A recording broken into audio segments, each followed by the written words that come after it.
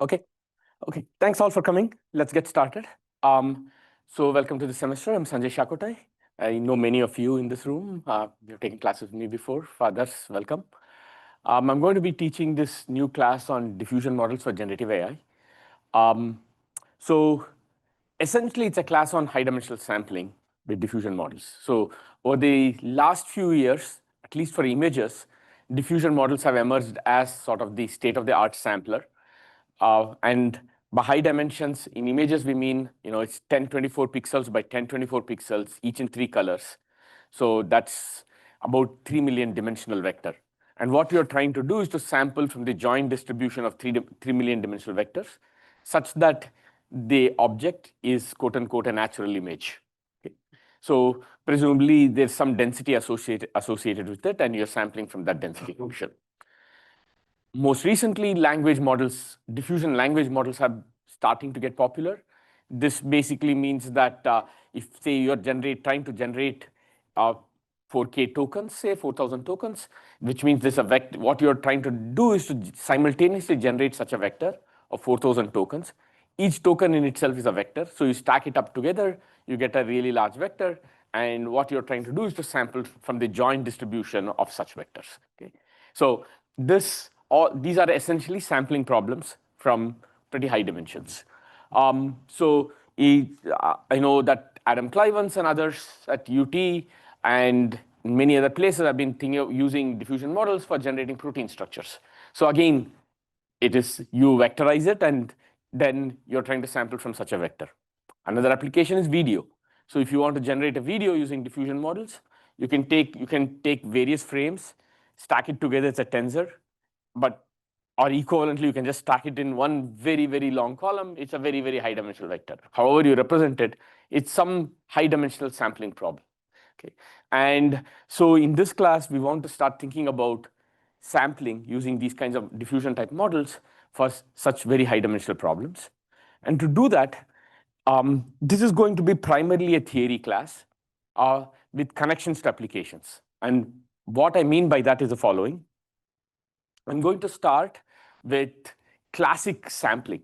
So going back to 1940s, rejection sampling, Metropolis-Hastings, Gibbs sampling is what I'm going to start with today. Then we will move on to Langevin dynamics, which is sampling based on score. This goes back to these kinds of samplers I'm going to talk about is back to 70s and earlier. So we'll see that sampling problems, at least the way we are going to think about it here, are going to be essentially constructing Markov chain transition kernels. You want to start a Markov chain with some initial condition, run it, and sample after some amount of time. And I'm being vague here about what I mean by after some time. One option is you design it so that at some fixed point in time, it's the density evolution of the Markov chain satisfies some conditions, such as, for example, it is the distribution of what you like. For example, it's the distribution of images, or distribution of text, or something like that. Or maybe you design it so that the stationary distribution of this Markov chain has this property, that it's the invariant measure of the Markov chain satisfies whatever conditions you want. Okay. So we are going to sort of we are going to look at pretty much this whole class, we are going to think about sampling as a Markov process. And so I'm going to develop the theory of Markov processes and sampling for the first several lectures. Specifically, two things we want to think about when we are doing these things. First, make sure that the Markov process how do you make sure that it has the right stationary distribution? And then, how long does it take to get there? Okay, so-called mixing or rate of convergence of the Markov chains. Okay. These are the two sort of basic questions, and so we want to understand density evolution of Markov processes. We are going to operate essentially in continuous state space, later in discrete time, but initially in continuous time. Okay. So if you are doing continuous time, continuous state space, then these Markov processes are essentially stochastic differential equations. So we want to understand something about these, the mathematics of these SDEs. So given this background, so let me just run through what I want to do in this class. So initially, today I'm going to start with sort of classic sampling, where I either know the density function or I know the unnormalized density function. So meaning I have a black box with query access. I put in an x, it will give me pi of x. Okay. Or it'll give me some c times pi of x for some unknown constant c. Up to normalization, that's what my black box returns. And then I will talk about, again, suppose I know some other function of the density function, something called the score. We'll define what it is. Then sampling using that. These are going to be different types of Markov samplers, and we'll talk about what the advantages of this are, what the history of this are, and yeah, rate of convergence and so on. To do that, then I'm going to switch. So these two classes will sort of serve as warm up to say what kind of problems we are trying to think about. Once we have that, we will sort of switch and just talk about Markov processes formally. Okay. So I will talk about what a Markov process is. I'm assuming that all of you have already taken a class on Markov chains at the level of random 381J in ECE or equivalent, which is a first level graduate class in random processes. So this is going to take a somewhat different view of Markov processes. I'm going to think of it as the Markov process. Oh, thank you. Thanks. I'm going to think of it as just a semi-group. We'll define the semi-group view of Markov process. And all that with that view, what a Markov process does is if you have a density at some point in time, the transition kernel pushes forward the density to some other density forward in time. So we want to think about this push forward and how density evolves using this view. So it's a sort of functional analytic view of Markov processes. And this is going to be very useful because this will allow us to sort of think about rate of convergence and so on through some sort of contraction type of views. So I'll talk about Poincaré's inequality, which essentially characterizes how fast a Markov process can converge to a stationary distribution. And then we will do something called Bakri-Emery criterion. So this is essentially some version of algebraic geometry on manifolds. And this is going to be closely connected to rate of convergence of Markov chains, Markov processes. And using that, we'll do a very famous result called the log-Sobolev inequality. Okay? So this is essentially all this machinery will tell us if you start a Markov process with a certain transition probability matrix or more generated transition kernel with some initial condition, how quickly will it reach the stationary distribution? And the reason we care about it is that we are going to sort of think about sampling as sampling from the stationary distribution of this Markov process. So this kind of machinery is going to be useful to start thinking about those problems. Okay. So up to lecture 7 will be sort of basic theory. And then I'm going to switch to say, up to this point, it is, suppose I have initially, if I have a density function or unnormalized density function, how do I sample from this? Then how fast does it? So again, I know these quantities, I give you this transition, then I can, how fast does it converge to where I want it to be? Okay. We then switch to the learning view. In reality, we only have samples of data. We don't have the function itself, the density function. So you want to learn from samples. And so we'll talk about autoencoders and GANs, which essentially try to, this is not yet a Markov view. It's basically how do you learn to generate from samples. And then see how it connects to sort of what the main focus of this part is, which is the DDPM, diffusion-based samplers, which you can think of it as a multi-stage autoencoder, which is essentially a Markov process. Okay? So this is where sort of the theory there will start connecting to what Markovian samplers today look like.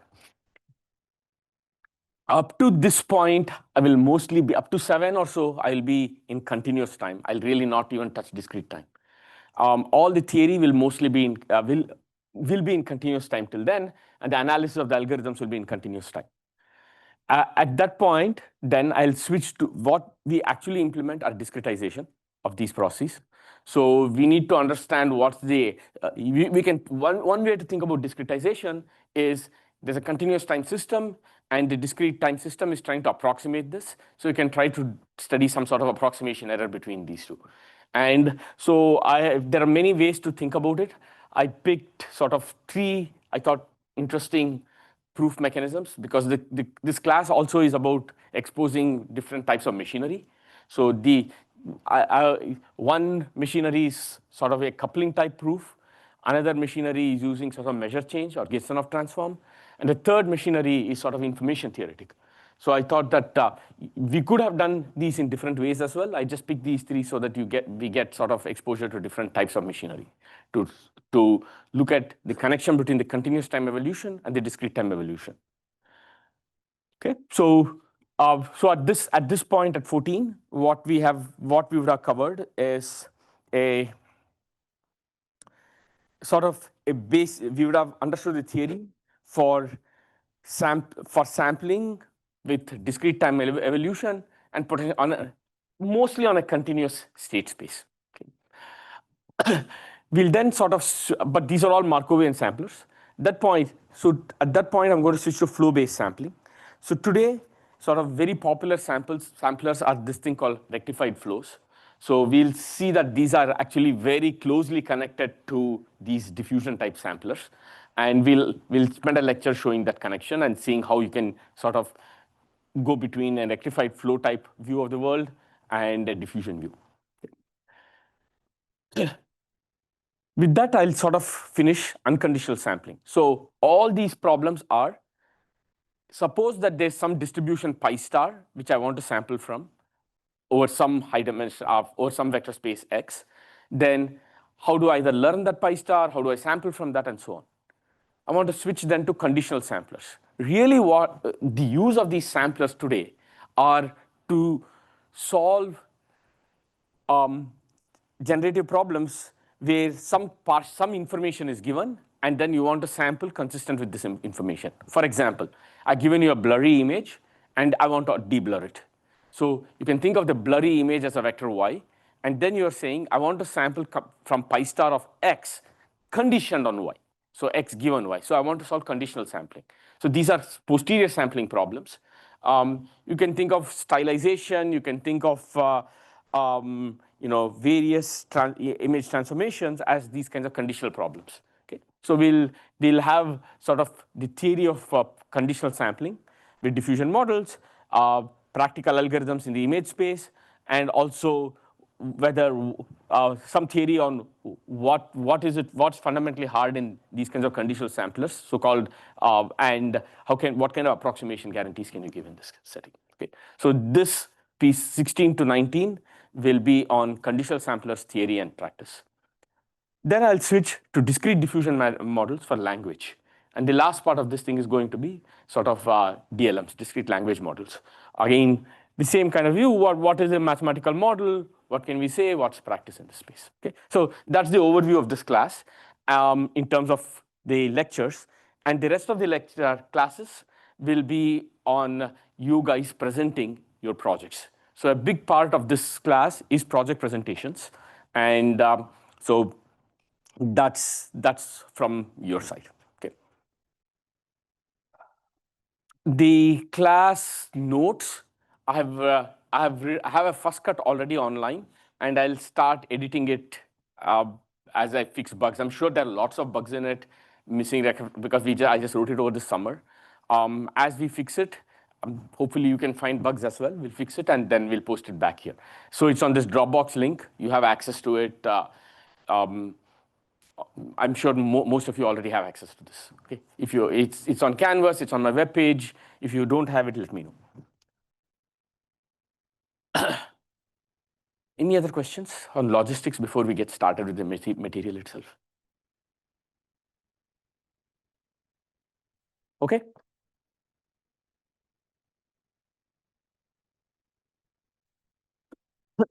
So today I'm going to start with just basic sampling, which is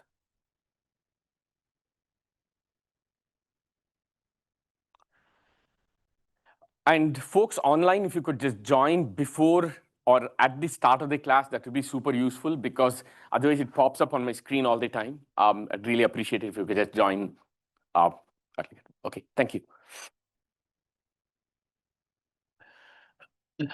So again, none of this, oh, one more thing. None of the stuff in this class is original for roughly 2/3 of the class. Only towards when we get to posterior sampling, diffusion language models, image editing and all, it's sort of worked by several of my students. And so up to that point, everything is sort of work. I've tried to give as much citations as possible to either textbooks or papers, but I'm sure I missed critical things. Let me know if something else needs to be added. Okay. They're also, given the popularity of this topic, there's several very nice blogs which I learned from, and I have sort of some of the things I really liked. I have actually written it out here. You can, it's not a clickable format, but you can type this out and figure it out. Okay. All right. Okay. So let's go back. Let's start from sort of 1940s on why people cared about sampling then. At that point, it was not generation, but it was actually solving optimization problems. So suppose you had a non-convex function u, and you want an x is some rd, and I want to minimize this function. Okay. So one way to think about it, this is not an optimization class, but one way to think about this is the following. So let's consider a distribution over that space x, pi t, okay, which is proportional to e to the minus u of x divided by t, where t is quote unquote some temperature. What does this do? Well, you want to minimize this function u of x. Let's say that let's say there's a unique minimizer for simplicity. I mean, that's not required, but let's just as a thought experiment. Okay. Then if you look at this, if t is extremely small, u of x divided by t will be very, very large for the minimizer. And for anything else, it will be smaller. It will be much smaller, quote unquote. And as t becomes closer and closer to 0, it will spike essentially at the minimizer. This function will become extremely large at the minimizer and close to 0 for any other point. Okay. So which means this density function, pt of x, so there's a proportional normalizing constant, which I haven't written here. Without the normal, therefore, you see that this function will be proportional to roughly 1 at x star and proportional to 0 for anything else. So if you push t close to 0, sampling from this distribution is approximately solving this minimization problem, this optimization problem. So this is the connection between sampling and optimization. Okay. So this is what, in general, there may not be a single minimizer, but look at the set of minimizers of this function, and as t tends to 0, the distribution will concentrate over this particular subset. Okay. So you can try to solve optimization problems using sampling by using this temperature annealing. So if you have heard of this word annealing, it's going to be used in completely 2 different ways in this class, and this is a temperature annealing. We'll talk about something else called Gaussian annealing next class. Okay. So in practice, so this is really what next time again we'll start talking about how this temperature needs to be changed if you're trying to sample from a time varying distribution and all these kinds of things. But for now, this is good enough as a motivation. Okay.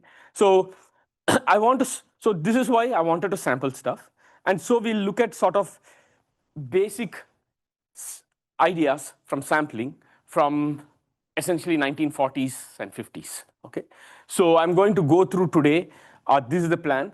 I want to go through something called rejection sampling, inverse CDF sampling, the Metropolis-Hastings algorithm, and Gibbs sampling. I don't think I'll finish all of that today. I expect to finish about about maybe half or 2/3 of this today, and then next class, whatever is left over, I'll just continue along in next class. Okay. So first, let's start with the basic sampling, which is rejection sampling. The problem is the following: there is a distribution pi star of x, It could be discrete or continuous, but for the most part, I'm going to write everything as continuous with densities, even though many of these things will work with discrete. It just keeps my notation consistent all the time. Okay? So I'm going to write densities for everything. And I will also ignore lots of technical details of changing order of integrals, limit, summation. I'm going to switch anything arbitrarily and hope everything works out. It will under the appropriate condition, but I'm not going to worry about that in this class. Okay. So first, let's start with the basic problem that I know the density function pi star of x. Okay. What do I mean by I know the density function? Meaning, if you give me an x, I have a black box that spits out the number pi star of x. So this is what I mean by I know this function.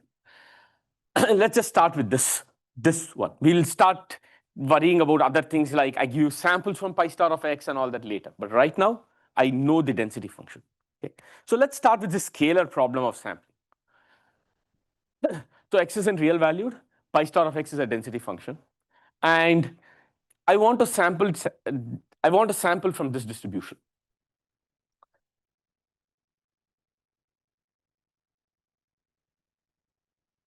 So when you actually need to implement such a sampler, you actually need a way to before you can sample from this distribution, how do you even generate a sample? Okay. So I need to assume something about what I do know how to sample from. So the rejection sampler starts from the following sort of assumption that I have a density function g, and I know how to sample from that. A canonical one is pick a uniform number between 0 and 1. Okay, so I'm going to assume that I have access to such a base sampler. Okay, so G is more, it could be uniform, it could be something else, and G is my base sampler that I have access to.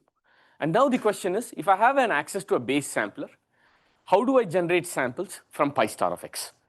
Is the problem clear? Again, just stop me if something is not clear here. Okay. So,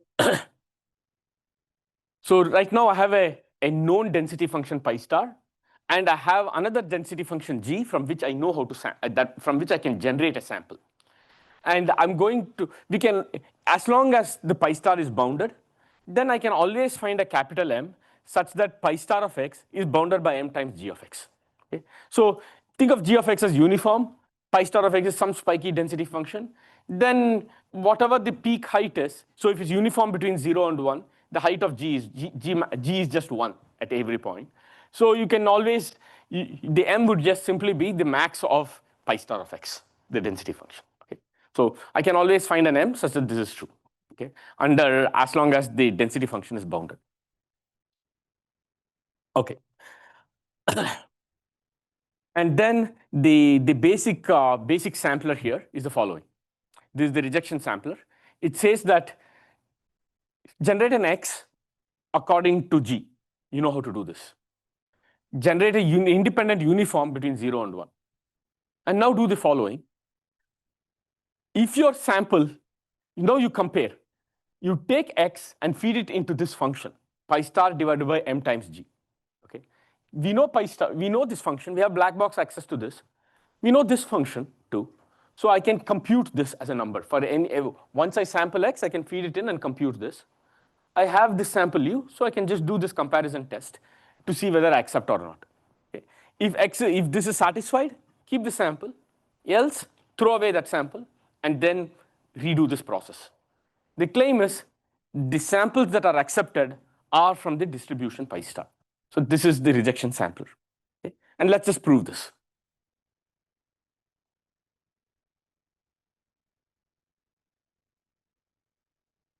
So this is the acceptance criterion. You accept when the independent uniform random variable is less than this function of your generated sample x. And remember, x is sampled from G. So this is just an indicator function. So I accept if this condition is satisfied. And the claim is that given that it's accepted, the density function of the resulting sample is pi star, which formally is nothing but the probability that x lies in the set B is simply the integral over B of pi star of x dx. That's all. Okay, let's give a proof. Again, slight sloppy notation, but the ideas are correct. So let's look at the probability that x lies between x and x plus dx given a equal to 1. And the way I'm going to write that is x approximately x times dx. Okay, it's sloppy, but it's clear what I mean by this. Okay, so then this is what, then we can just do Bayes. So P of this given this, I just flip it around, is a P of A given A equal to 1, condition that x approximately equal to x, times the probability P of x approximately equal to x by the normalizing quantity. I've just done Bayes, nothing else. Okay. Now let's look at a equal to 1 given that x is approximately equal to x. Well, that's exactly the acceptance condition. It accepts when the uniform random variable is less than pi star of little x by mg of little x, because that's what x is now. Times, this one is nothing but what's the probability that x is approximately x? That's the, because x was sampled from the density g of x, it's g of x dx. Okay. So I just substitute that in, and this, the probability that a uniform random, now go back to the property of a uniform. What's the probability that a uniform less than or equal to any a? It's just a itself. Okay. So in this case, this is the quantity, the uniform less than or equal to this. So this is what I stick in here. Okay, which is what we get this. A is left, this is right here. So I can cancel this g of x, and which basically tells me that the probability x approximately equal to x given a equal to 1 dx is of this form. It's some pi star of x divided by m times probability a equal to 1 dx. Note that this does not depend on x, so it's just a normalizing constant. Okay, but this is a density. Therefore, there is also a density here. Therefore, this side must be 1 because of the valid density probability. Does it make sense what I'm saying? Let's go. So because of the valid density function, already this normalizing constant must be equal to 1. And therefore, we know that two things are true, that Px approximately equal to, you are sampling indeed proportional to the correct distribution. And furthermore, Pa equal to n equal to 1 over m, meaning it also tells you how much rejection you're doing, how good this sampler is. Okay, the larger the m, the more likely that you're going to reject stuff. So, which means that if you want to go to a vector case of these kinds of things, presumably m is going to scale exponentially in dimension. And so you know that if we take this idea and just lift it to higher and higher dimensions, something is going, it's going to be very inefficient. Yes? So, for rejection sample, the x that you generate has distribution g of x. Correct. But you would reject it sometimes if that condition is correct. healthy. But eventually you will accept some x. You will accept an x with probability 1 over m. That's what we have shown. So the resulting x you get at the end, that will not have distribution g of x. It will have a distribution of pi star of x is what we proved. Okay. Which one? Yeah, so when you're doing Bayes. Okay, let's go through this. This is the density of the accepted samples. Now we have done Bayes. Okay, this is the unconditional density of x with this g. Okay, but I thought that x was the accepted. No, x, you're just generating an x. We don't know whether it's accepted or unaccepted yet. Right. And so its density is g. Conditional distribution, x given a equal to 1 is what is the accepted one. And that is equal to pi star. That's what we proved. Clear? Okay. So this is sort of one base scalar sample. Yeah. Density ratio is fundamental. Like I know in some other contexts, and this m has to be the density ratio, right? Like the worst case density. Yes. I don't know about what you mean, but I can see you're talking about importance sampling and where that comes up. But that's a different story. I'm not sure that is connected to this. It might be, but I very much, I think that thing comes up because of a completely different reason.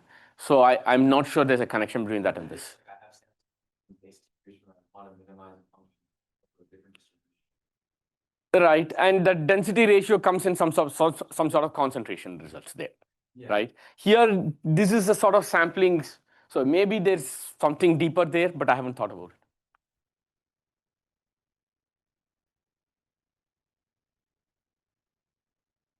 Okay, so now at least we know how one sort of basic mechanism of sampling, which is rejections. Another way of sampling is sort of inverse CDF sampling. Okay? You might have seen this in your sort of undergraduate random process class.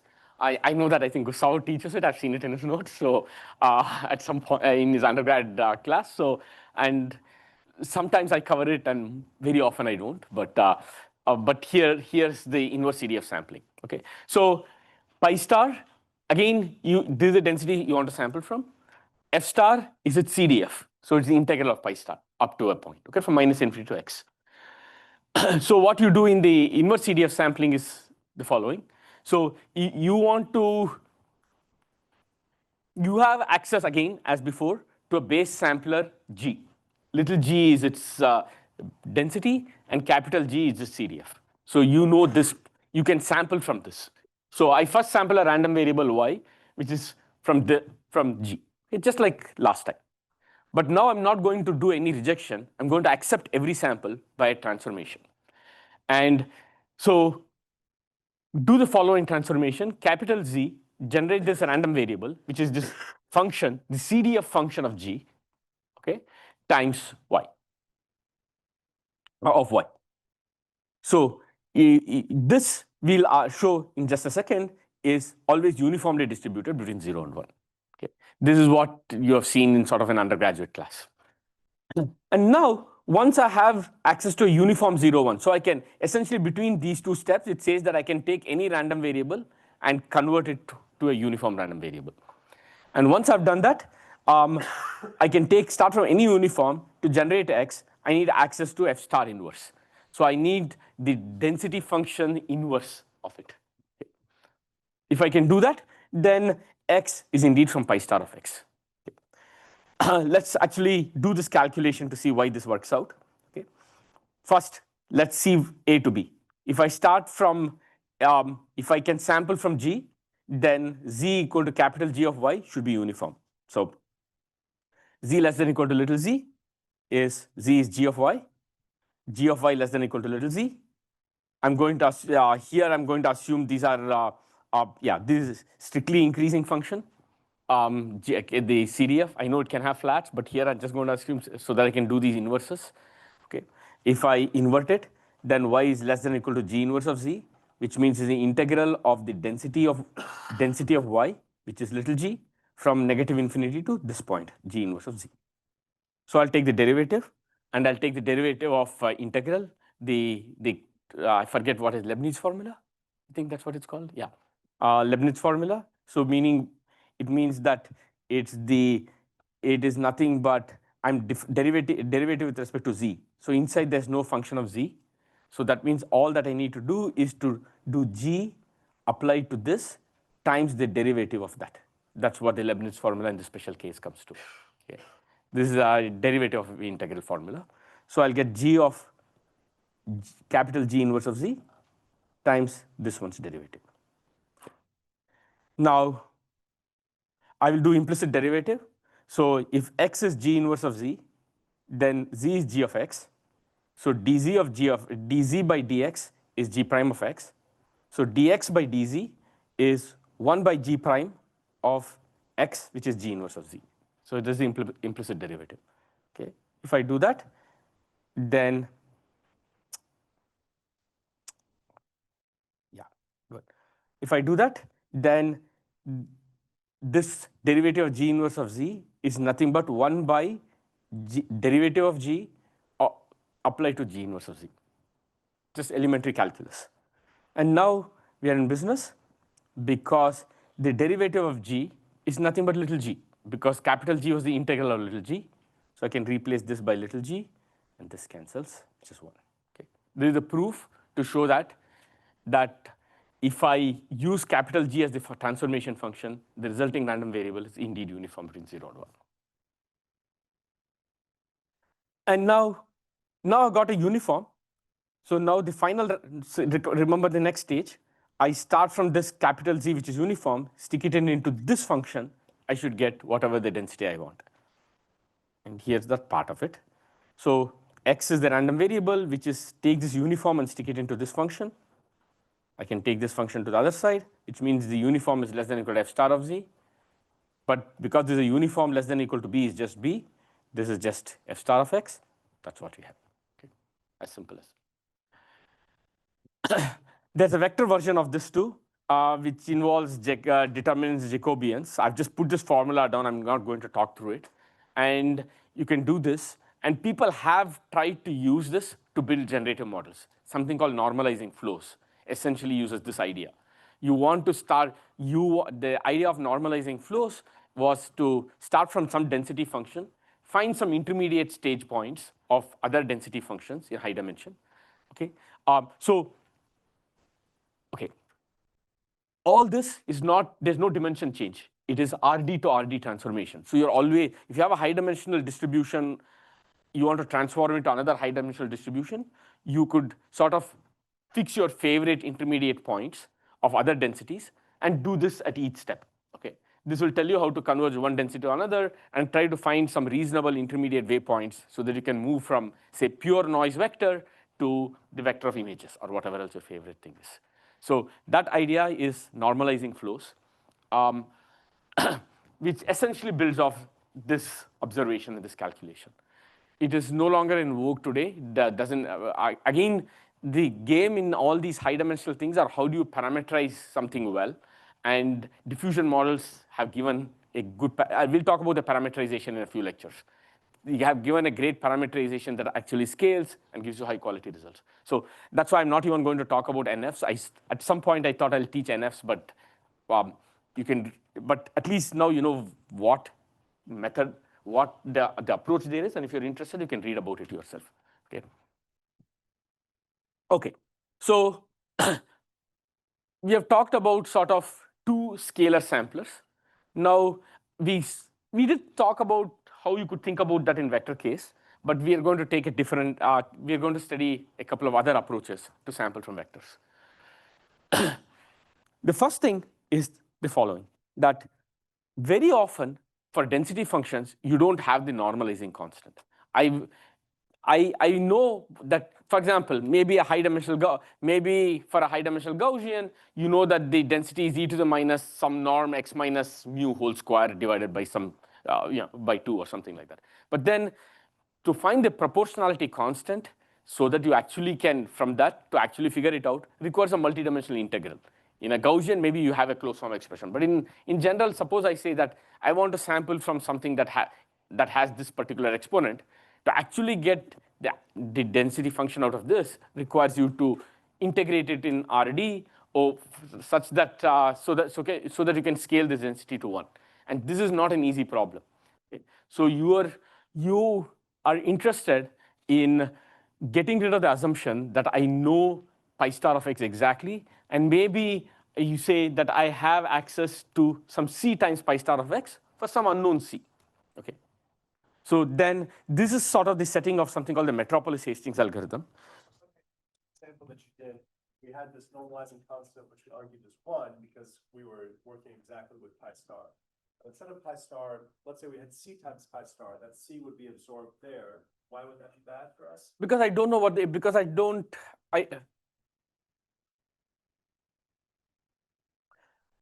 know what that m should be. First of all, I don't even know how to build the algorithm there. I needed a deterministic m so that I don't know how to even build a function. Let's look back to the algorithm itself. That assumption. I need, so you're saying suppose I just have a bound on m. Yeah. Okay. If I have a bound, I would sample according to that.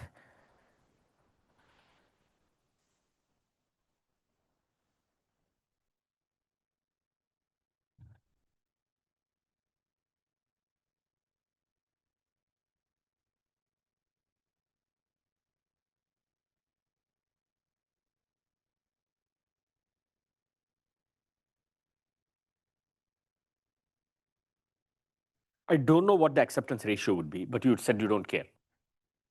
Is that it? Because you are sampling proportional to pi star of x anyway. Calculation goes through when you get the probability that x is approximately equal to x given a equals 1 is some constant times this unnormalized pi star. So we know what the constant, we don't know the constant, we know what it should be. Yeah. So you're saying that we don't know the acceptance ratio. We don't give guarantees, but whenever it's accepted, it is from the correct distribution. That's what you're saying. It's not one nth. We don't know the rate. We don't Exactly. know how often it'll be. That's what I'm saying. I think that is correct. Let me think through that. Okay. And now then how do I go to a vector case from that point also is unclear. Okay, maybe because you need now m to the d, or you need a bound on the multidimensional distribution of some sort. Okay, so yeah, so it's not very clear what you do there either. Okay. So what Metropolis-Hastings does is explicitly design an algorithm where you assume you don't have access to pi star of x. Instead, you have access to every ratio pi star of x divided by pi star of y. Okay, that's really what you assume access to. So the algorithm will always deal with pair x comma y. Because the c is the same for both pi x and y, it'll cancel each other out. So that's what the Metropolis-Hastings algorithm is. And so the history of this algorithm was in 1950s. It was created by 5 authors, Metropolis, Rosenblatt, Teller, and Teller, which assumed something about when I get into, and then it was generalized by Hastings in 1970. I'll talk about what the generalization is in just a second. So, so it's just called the Metropolis algorithm from those 5 authors. Though in today's language, I guess it will be called something else. It'll be called MRR-PT algorithm or something like that. Okay.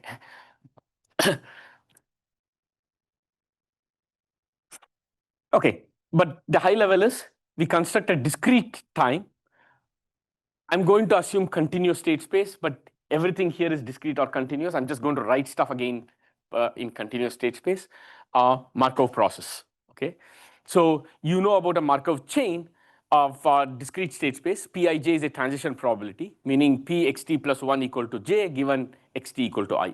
So I'm going to deal with the transition kernel, meaning py given x is the density of going to y given x. Okay, that's I'm going to deal with everything in densities. So this Markov process evolves in discrete time, and we are going to argue that this Markov process stationary distribution is pi star of x. But we have access only to some c times pi star of x for an unknown c. State space is S. I'm going typically RD. I'll just sort of think about it RD, but it could be anything else as well. So we have a transition density, P of y given x. And so roughly the way to think about this is P of y given x times dy is the probability that right now I'm in x, and at the next time step, I'm near y. So in the interval y to y plus dy. Okay? That's what this, when I look at the density times dy, that's the way to sort of interpret this. And more formally, if I start from x and I want to go in one step the kernel to some set b, then it's nothing but the integral of this density function dy. So if you want to avoid doing all this, you should all do everything in integrals, but I'm not. I'm going to sort of be sloppy and deal with this dx and just move on. For example, one possible transition kernel could be that I just want to, it's just a Gaussian transition. Okay, P of y given x could simply be symmetric Gaussian, x minus y whole square.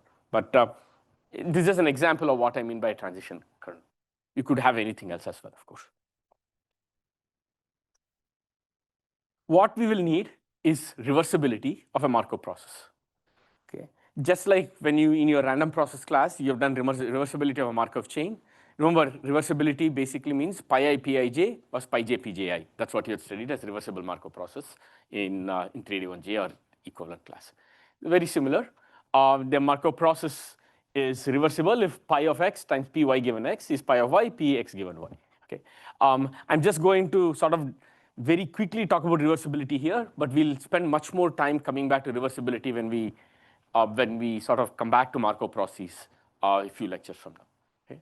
This is the definition of reversibility, and this is useful because if you satisfy this condition for every pair x and y, let's step back. Our goal is to construct a p function, okay, of x comma y, such that I can get samples from pi star, right? That I want to construct a Markov process such that I can sample from pi star of x. That's the overall goal.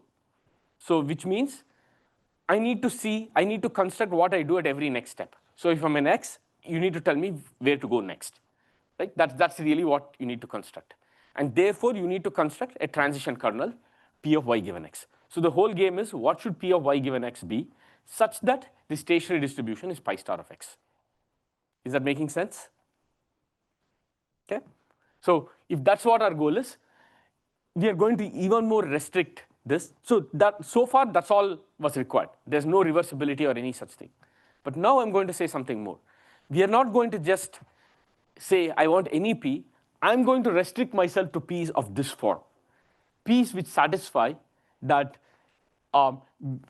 with pi star, it satisfies pi star x p y given x equal to pi star y p of y given p of x given y. The reason is that if indeed this condition is satisfied, then the stationary distribution of a Markov process with this transition kernel is exactly equal to pi star. You can prove this yourself. Okay? So this is a local condition that implies globally you will get to the distribution pi star. And to do that, you can check. You take this transition kernel and say, you start from any x and ask what's the probability that in the next step I end up in set B. Okay.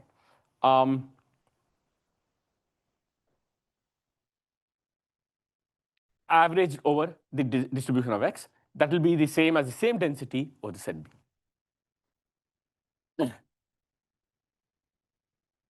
So I'm going to construct such a reversible Markov process. A side question is the following. I've been sort of very cavalier in saying, hey, run the Markov process, it'll reach the stationary distribution.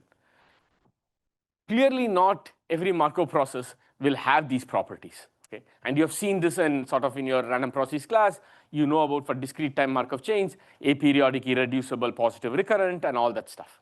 Okay?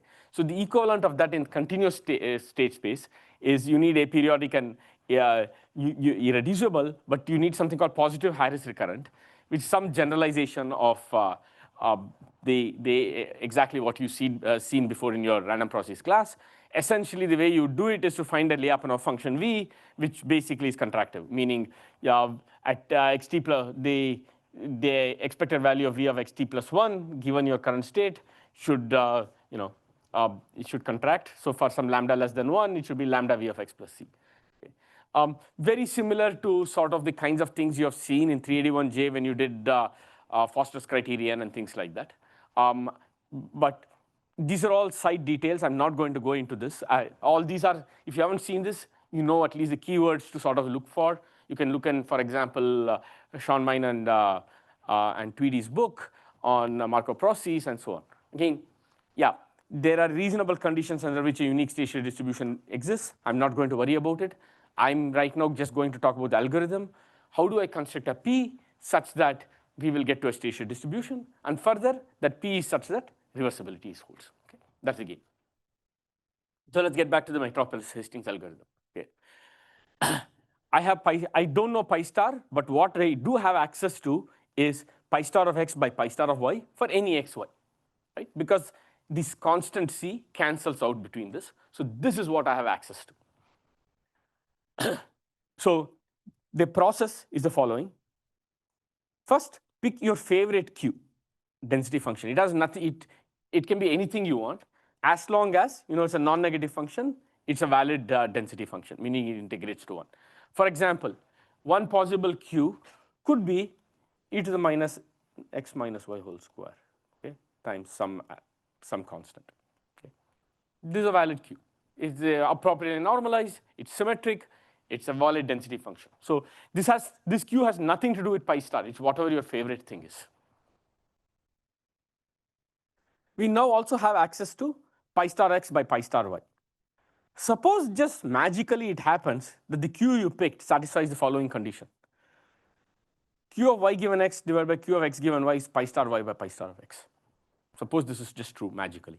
Then if you cross multiply, you see that pi star of x equal to q. You get this, which means you have satisfies reversibility, and therefore the q you've chosen happen to have the stationary distribution of pi star. That's some reversibility. Are you good so far? Okay? Yeah. But of course, that's very unlikely that's going to happen. Okay? Just suppose it, okay? So what would you do? Instead, what we will do is choose something called an acceptance function.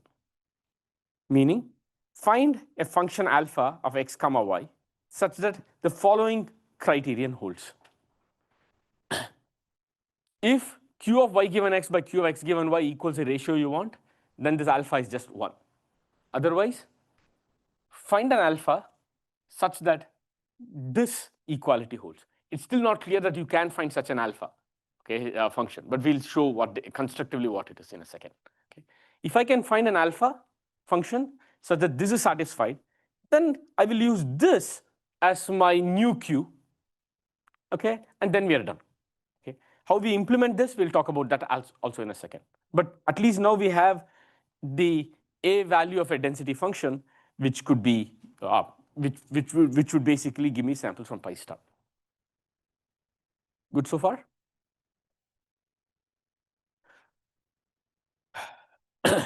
And furthermore, I want this alpha such that it's between 0 and 1 for all x and y. Okay. So what is this? The claim is alpha is simply the following. Choose the minimum of 1 and this ratio. Take this to that side, take this to that side. Okay. So it's pi star of y qxy, x given y, and the denominator is pi star of x qy given x.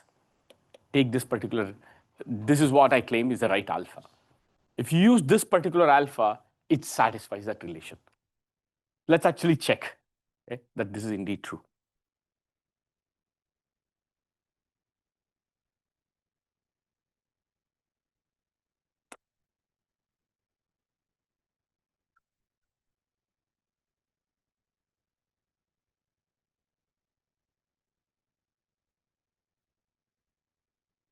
Yeah, I did this calculation just before class to convince myself, so I just pulled that back up.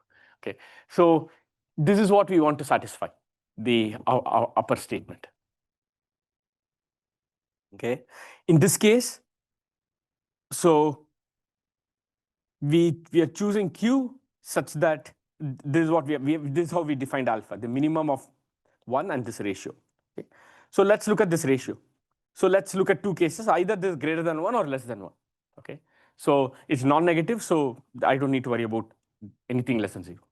So suppose this is greater than 1. Okay, let's just look at that one case. So when this is greater than 1, then the minimum of 1 and this is just 1 itself. So alpha xy is 1. And therefore alpha yx, let's look at alpha yx.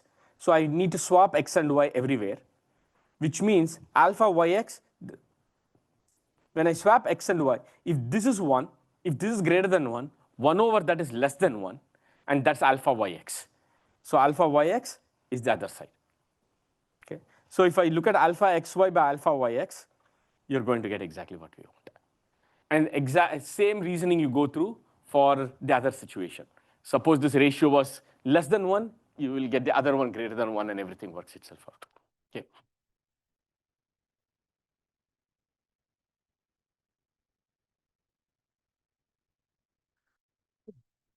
So at this point, what do we have? We have found a function. And remember, this function is something that you can test because you do have access to the ratio of pi star. It only depends on the ratio of pi stars of x and pi star of y. We know this ratio. Okay, this is the function we constructed, so we have access to this. So this is a test we can do given whatever we know. So the algorithm then is the following. First, you generate a random variable y according to q of dot given x. So you're in state x. You sample according to your generator q. You generate a sample. Generate a u which is uniform between 0 and 1. And then do the following test. So now you have gotten a y, you are at an x, you got a potential y, and you got a u. So if u is less than the acceptance function evaluated at y, accept the y. Else, reject it. Your Markov chain doesn't move forward at all. You're still in the same state x. Okay. So let me summarize the algorithm at this point. Okay. We are in a state x. We have constructed essentially a transition kernel and an implementation of that, which is I know this function alpha now, and we decide we simply accept or reject based on this condition. I propose a new y according to the proposal distribution Q, and decide whether to accept it based on this acceptance condition. Okay. That's basically it. So the acceptance condition random variable is the indicator that the uniform random variable is less than alpha xy. Okay. This is again a Markov process, and so let's actually show that this is going to lead to the right density function. So I want to argue that the density function of this Markov process P is equal to Q times alpha. And remember, Q times alpha is the one that gives you, because of the reversibility condition, sampling from the distribution pi star. Okay.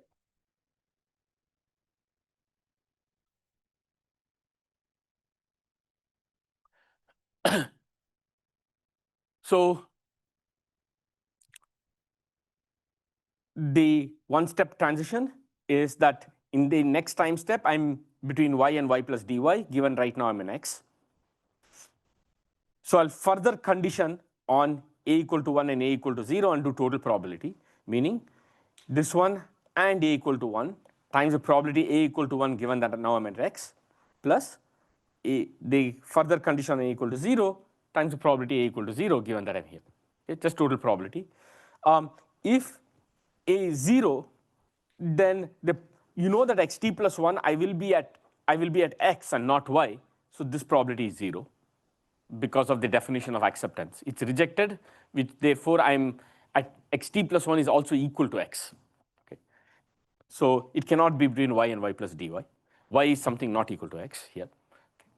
So this part is 0, and let's look at this. This is, I've accepted it. I've accepted it, and now you're asking what is the probability xt plus 1 is between y and y plus dy, and that is just q of y given x dy. Okay, because that was the generator there. So therefore, py given x times dy is equal to the probability a equal to 1 given xt equal to x times this q of y given x dy.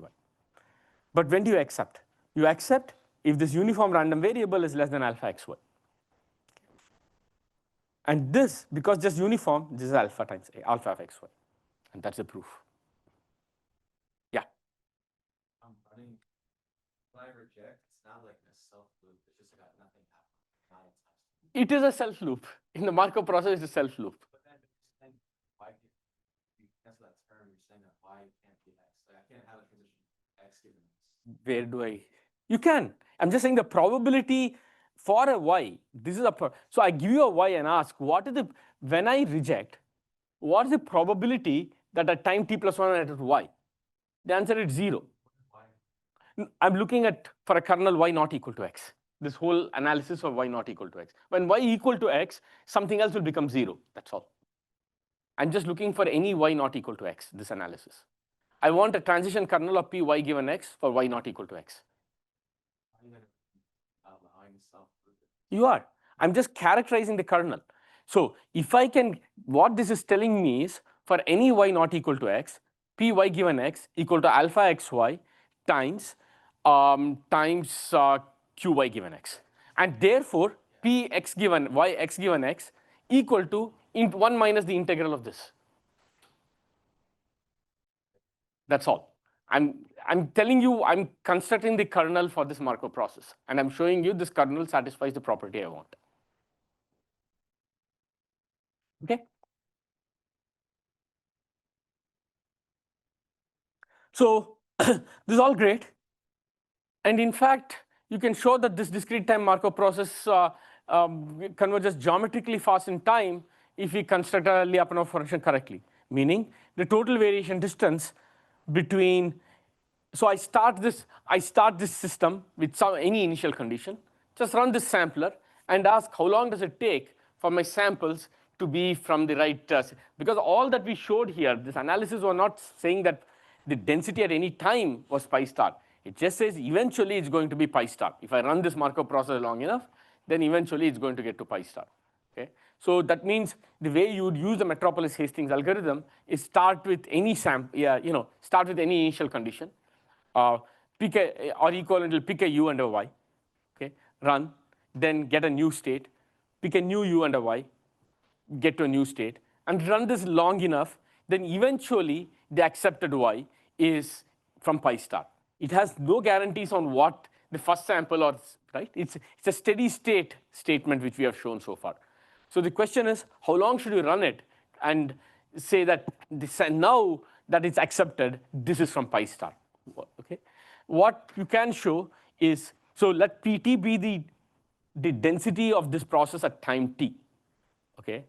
Time 0 is when the first x, y, and u were generated. Let's call it y0, u0. Then you had y1, u1, y2, u2, and you went on and on and on. Okay, so note that in that sense, this is very different from what we did in the rejection sampler, where we said that every sample that came out, which was accepted, was a sample from the distribution. The model has changed now. It is not about every sample. It is just eventually the last sample is going to be from this distribution. That's the kind of statement we are making right now. Okay?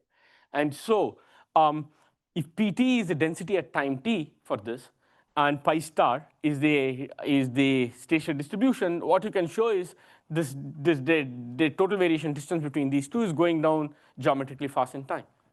This is amazing. Okay, so I don't need to wait too long. The problem is for any of these kinds of things, it just says there exists a rho such that this is true, but what the dimensional dependence on rho is completely unclear. In general, it's exponentially bad in dimension, okay, in the ambient dimension, which is why this is going to take forever, potentially, to actually result to the higher the dimensionality is, you're going to get forever. And so this, you may ask then, sort of the question Constantine asked or Jacob asked, why can't we just use rejection sampling? It's m to the d anyway. That's also some exponential in dimension. This is just cleaner, okay? But yeah, in the worst case, any of this, the time to actually get close enough is going to be really bad in dimension dependence. Next class, we will start talking about what we can do to get dimension independent mixing. So something called for certain class of distributions, can we do this? What kind of algorithms will give you that guarantee? And that's sort of the outcome of a whole line of theory of Markov process mixing types. Okay. But right now, this just says eventually it will work. It's just not clear what eventually is. Okay, to close this story, let's go to Gibbs sampler. Okay.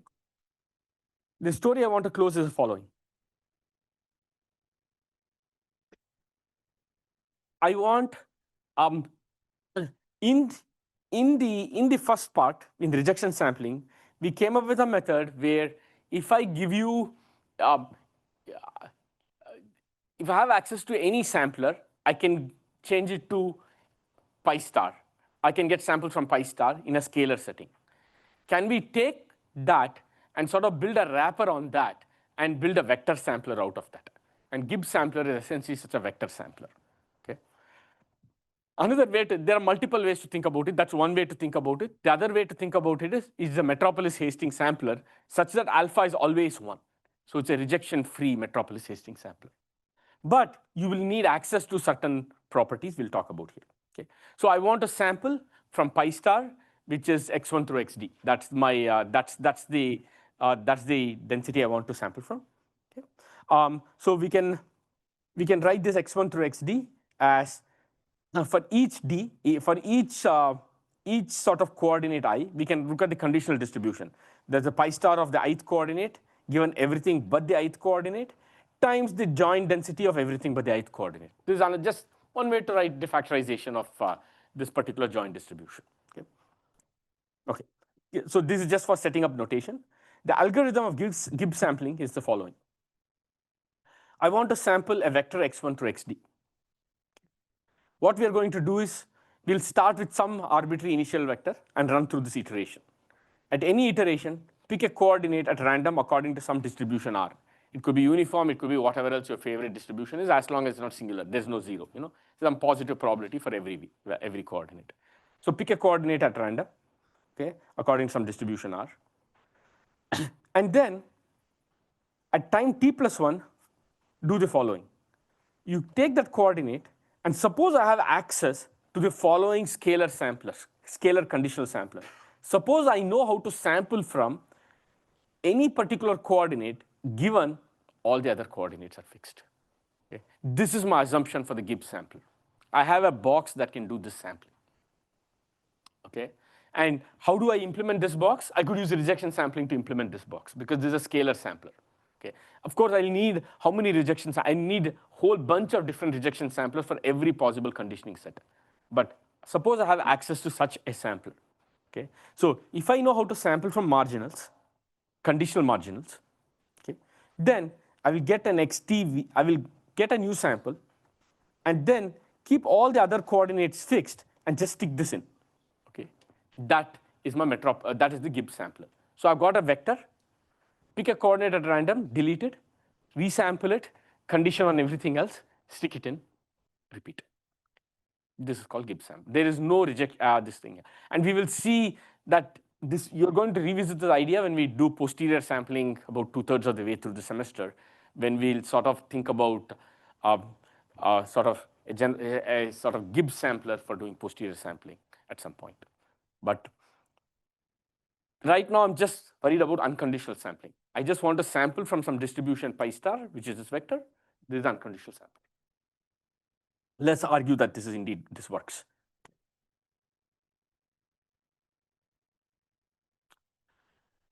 So x1 through xd is the current state.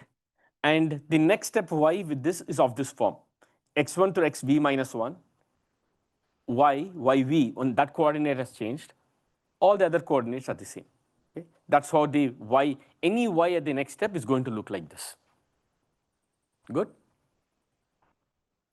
So which means that the density, what's the density of y given x? Well, that I have picked that coordinate v, and I've sampled from pi star of that coordinate yv given everything else. Okay?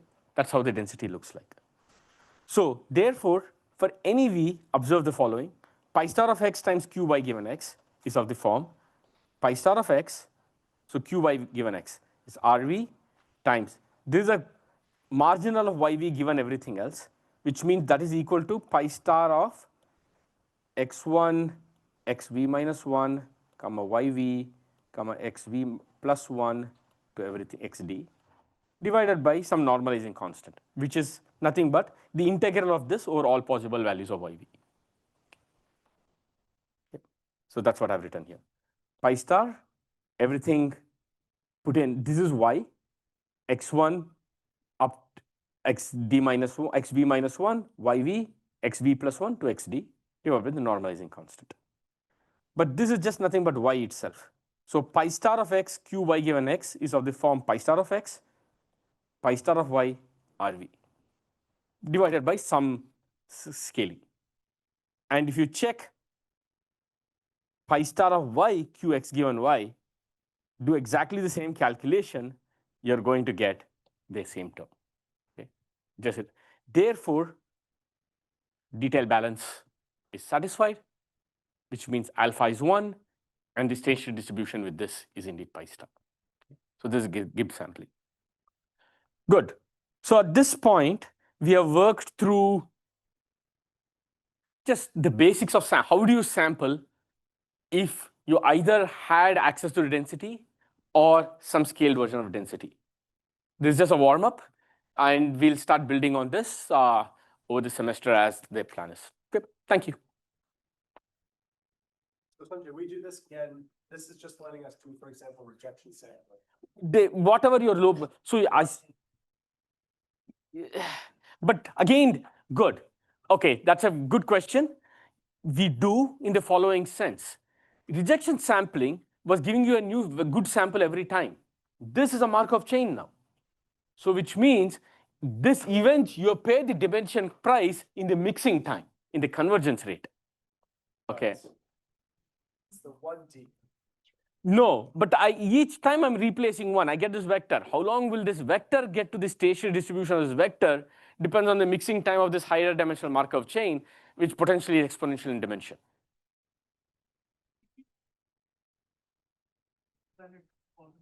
No, but all that will cover sort of the mixing. See, this is all about just stationary distribution. I haven't given you any guarantees on how long. Okay, so of course the R distribution will affect all that.